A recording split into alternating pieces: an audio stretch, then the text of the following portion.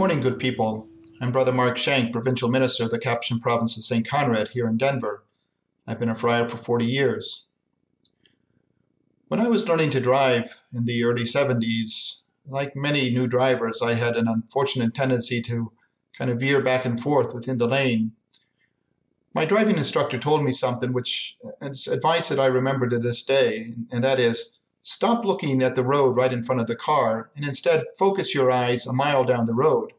And in fact, that helped me a whole lot. It made me a steadier driver, and it gave me more time to react to things that were coming up. I think that's good advice for people of faith as well. When Jorge Bergoglio was elected Pope, he took the name of St. Francis of Assisi for his papacy. That was no accident. Things in the time of Francis in the 1200s were much like they are today. There were terrible divisions in society, two factions that were fighting each other constantly. There were even factions within the church. The church was being torn apart. Francis at first decided to take one of the sides, but eventually he realized that neither of these political parties, neither of these factions were really going to save the world or make the world a better place. Instead of looking right there in front of him, he decided to focus his eyes on Jesus, to take the long view. I think that's what we need to do today too. Pope Francis, I think, believes that. He wrote his latest encyclical, Fratelli Tutti.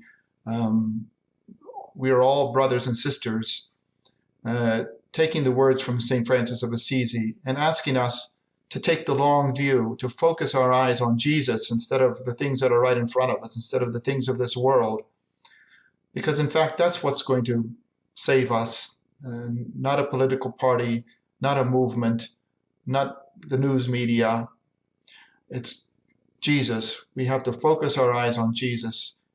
And if I can extend this metaphor of the car a little bit further, I'd like to say that we must remember that God is in the driver's seat, that God can bring good even out of terrible situations.